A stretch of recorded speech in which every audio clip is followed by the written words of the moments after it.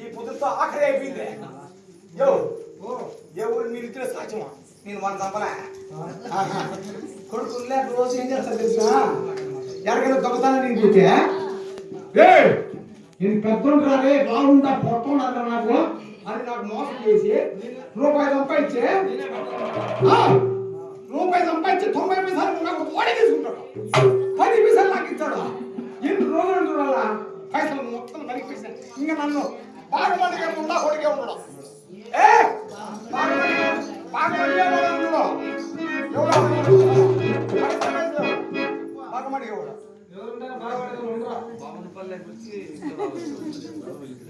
బాగమడిగా పని పంచాయతీగా అదే బాగమడిగా పంచాయతీ పైసలు ముక్కలు ముక్కలు నాకు పైసలు దొరికేసా 90 పైసలు ఇస్తున్నాడు. నీకు 10 పైసలు ఇచ్చాడు. నాకు 6 మంది బిడ్డలు నాకు ఒకటి కొడుకు. మీరంత బతకలా 12 లక్షలు కాదు 10 లక్షలు కాదు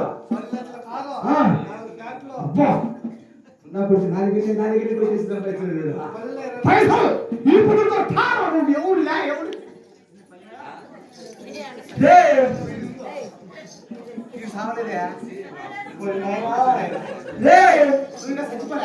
నువ్వు నన్ను నరికేసినాను సంతోషపడతారా? ఈ ఊళ్ళో నువ్వు ఎన్నిసార్లు నన్ను నరుక్కో నేను చెప్తానే ఉంటా బతుకుతానే ఉంటా. నేను నడుతుంటే నువ్వు వస్తావా? ఏం సత్యం అయినా నీకు అబ్బా ఈ ఊర్లో గంగమ్మ అట్లుంది నా సత్యం బతుకుతుంది. సరే కానీ ఎన్నిసార్లు నరుక్కో బతుకుతానే ఉంటా దిక్కుతానే ఉంటా. నిన్నుగా నరికింది కానీ దునపదం నరికేసినా ఇప్పుడు ఘనంగా అమ్మకు పూజలు చేసినాం కాబట్టి అమ్మను ఒక వారం అడుగుతా. అడుక్కో అమ్మ తల్లి తల్లి మీరు కోరుకున్నట్లుగా దున్నపదులు ప్రమాణంగా పాపంలో పట్టుకొని వచ్చి బ్రహ్మాండంగా నీకు కొట్టి ఉన్నావు తల్లి. ఈ ఊర్లో మాత్రం దొరకలే అంటికి బొచ్చులు లేవు తల్లి, తలకాయలు మాత్రం ఉన్నాయి. నీకు దున్నపదులు మాత్రం బ్రహ్మాండంగా కొట్టాం. మేము దొంగతనం జరిగే మార్గం కొంచెం చెప్పు తల్లి, పుణ్యాలు ఉంటాయి. చెప్తలే ఎవరు వస్తున్నారా?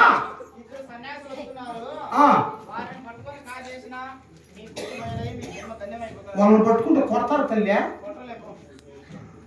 ఒరే మనం వెళ్ళే మార్గంలో ఇద్దరు సన్యాసులు వస్తారంట. అవునా? వాళ్ళని పట్టుకుంటే మనకి మంచి మేలు జరుగుతుందంట.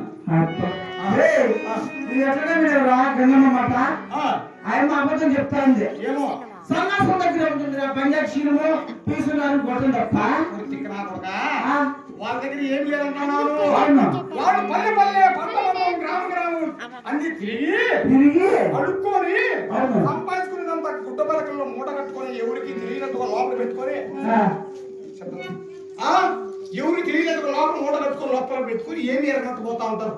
వాళ్ళ దగ్గర తప్ప ముసలి దగ్గర తప్ప ఎవరి దగ్గర లెక్కలేదు. నేను అట్లా అనుకోలే నెలకరా ముసలి దగ్గర పోతాము కళ చేసుకొని పురుగు పోతాము ఆ డబ్బులంతా కాజేద్దాం అనుకున్నా. మన ఇద్దరు మాట్లాడుకుంటాను.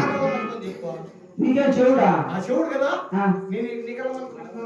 మన ఇద్దరు మాట్లాడుకుంటారు. మరుగులు వచ్చి మనల్ని కొట్టే నువ్వేమంటున్నావంటే ఒకటే జరిగి అందరికి 4,000 6,000 పెన్షన్ వచ్చింటుంది.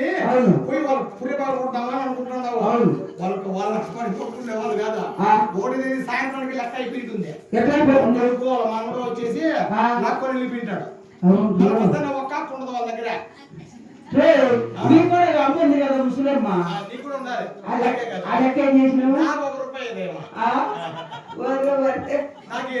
నీకు కట్టకడ తెచ్చిచ్చింది.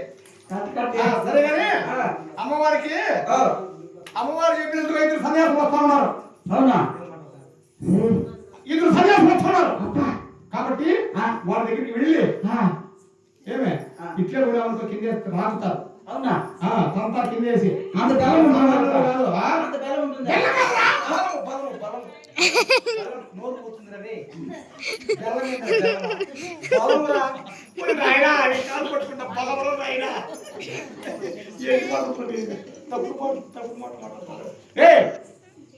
ఒక మాట చెప్తా. ఇట్లే పోతే వాళ్ళు బతకలేరు కానీ ఒక ఉపాయం చెప్తా. ఇంకో చెప్పు. నేను జమీందారుగా ఉంటా.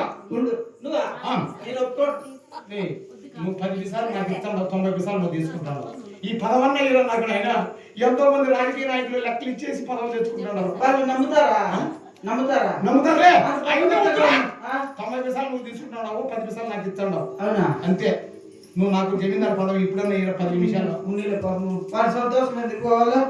చెప్పు నువ్వు నాకేదో గుమ్మచ్చగా ఉండాలా? ఎట్లుండాలా? గుమ్మచ్చని తెల్దా?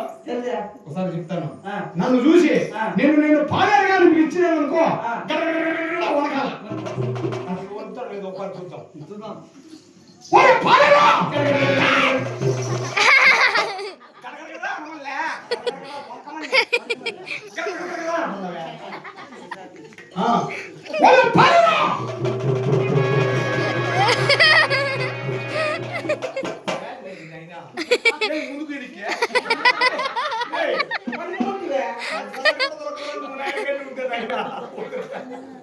అట్ట కాదురా, ఒకసారి నువ్వు నన్ను పిలుసు.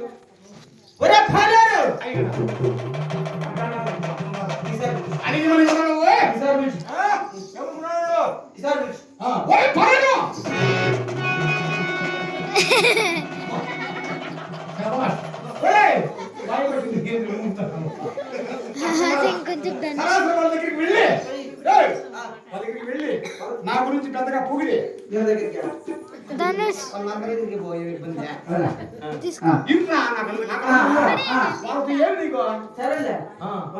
నువ్వు సరాసరి వాళ్ళ దగ్గరికి వెళ్ళి మన గురించి బ్రహ్మాండంగా పొగిడి ఏమని సున్నం లేదు కదా వాళ్ళ సంగతి లేక అడకచ్చుకుంటున్నామని మాత్రం చెప్పద్దు.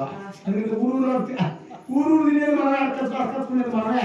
అబద్ధం చెప్పండి. కానీ ఆడ అబద్ధం చెప్పి మా సావుకారి జమీందారు మా కదిరి తాలూకాకి గొప్ప సావుకారి మా గ్రామానికి ఎవరన్నా వస్తే మా గ్రామానికి ఎవరన్నా కొత్త వాళ్ళు వస్తే వాళ్ళ కడుపు లక్షణంగా భోజనాలు పెట్టి వాళ్ళు ఛార్జీ లేకపోతే మన ఛార్జీ ఇచ్చి పంపుతారని వాళ్ళు మోసం చేసుకుని పిలుచుకుని వచ్చినాం అనుకో వాళ్ళు తినే ఆహార పదార్థాలు మొత్తం తెలిస్తే వాళ్ళు పడిపోతారు. లెక్క మనం తీసేసుకుంటాం. వాళ్ళు తెచ్చి ఆడిపెడతాను వాళ్ళు వచ్చినారు నా మాట తెచ్చి పెడతాను. గుడి కట్టారు, ఈ గుడి మా అయ్యగారు కట్టించారని చెప్పు. పెట్టుకుంటారు. సరే ఒకసారి చూడు, జాగ్రత్తగా పో.